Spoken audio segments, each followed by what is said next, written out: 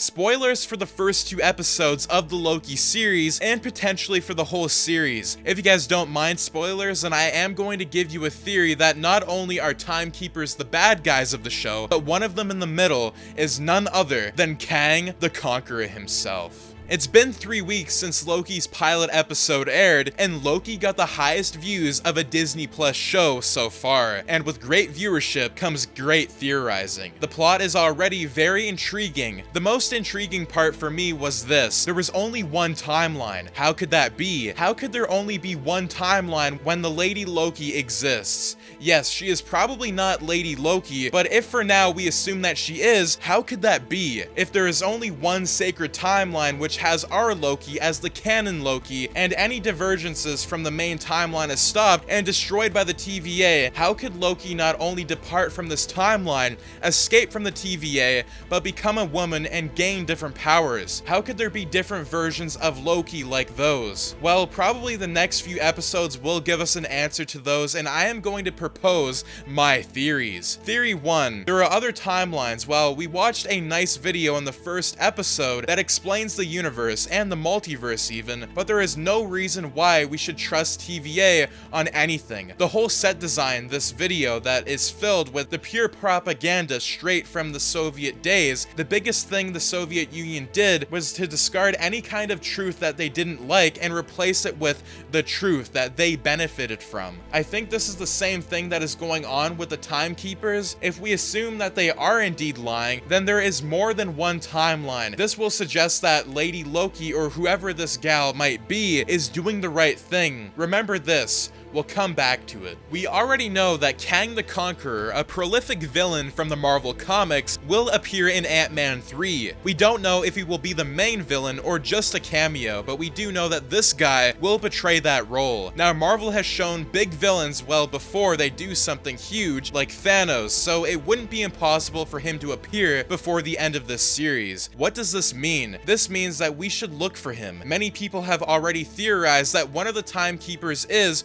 or will become, Kang. The meeting with the timekeepers has already been foreshadowing in Loki's and Mobius's dialogue, so don't be surprised when this guy appears soon. The bigger question is, why are the timekeepers lying? What are they gaining from it, and why are they lying to Mobius? Well, if one of them is indeed Kang, this means that he intends to manipulate the events in such a way that will give him the ultimate power, and that also answers our earlier question: if they are indeed good guys, then Kang isn't one of them. If he is one of them, then the timekeepers do not have the ultimate power, and they are doing something for their benefit, therefore they are lying. Kang could be a good guy and then become a bad guy after some time, but I don't think that will be the case. Let's assume that I am right and one of the timekeepers is Kang the Conqueror. What does that mean in the bigger picture? First, as we already said, this means that they are lying about many things, especially the sacred timeline. If this is the case, then there should be a higher power that will intervene in the following episodes or movies. Mobius kinda hinted at some sort of higher power when he was talking to Loki about who decides what is right and what should be erased. This higher power might be the living tribunal, but to predict that right now would be hard. So let's get back to Kang. If Kang is one of the timekeepers, who are the other two? Maybe just normal timekeepers from the comic books, or maybe there is one real timekeeper and Kang used 3 different avatars to have more control, or the 3 timekeepers could just be another part of the propaganda. But most importantly, if Kang is one of the timekeepers, or just the timekeeper, then this means that he is lying. This means the whole TVA is doing the job that is killing the other timelines. But from one other universe, this Lady Loki understood what was going on and understood that the timekeepers are trying to destroy the multiverse, and this means that she is trying to save the multiverse. This brings us to determinism versus free will. Loki, our Loki, is on the team of free will, and every sane person is also on the team of free will. Free will means that every action you take is made by you and is not already predetermined. Determinism is the totally opposite of that and suggests that every action you take is already decided, like predetermined destiny, like a book that already has been written, everything that is going to happen in the universe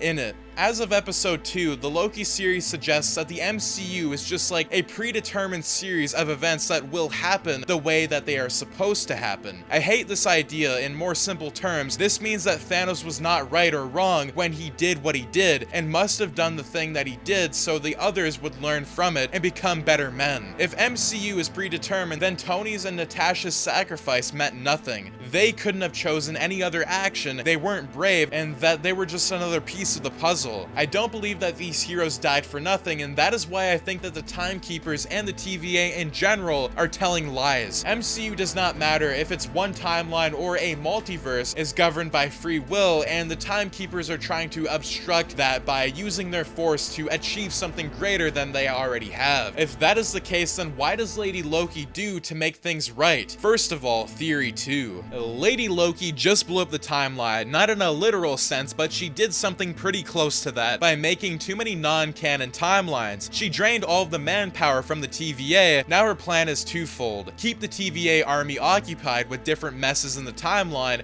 while you attack the center of it. The TVA itself, divide and conquer, a strategy as old as war, by attacking the very reason that keeps the timeline, the main timeline, in a predetermined position. She can't defeat them and return the free will to the people. If everything we assumed so far is true, then this is her goal. But where does our Loki come into all of this? Well, we know for a fact that Loki Season 2 is already in development, and while they might replace Tom Hiddleston, I really doubt that they will make the show just for him and then snub him from Season 2. This means that Loki will survive before the end of the series and will not get erased. He will probably take a role that is somewhat close to Doctor from Doctor Who's series. Question is, what role will he play in giving back free will to the whole world? If there is one thing we know, it is that we will be guessing before the end of the show. To say that Loki is unpredictable and would be an understatement of the century. We need to see what he will be doing for the next couple of episodes to understand where his goals will be. He is trying to find purpose in his life after he was thrusted into the reality that is controlled by 3 space lizards. His main goal would not be to die, but the second goal would be to find his purpose. Considering how shady everything looks within the TVA, even Miss Minute, this clock from the first and second episode,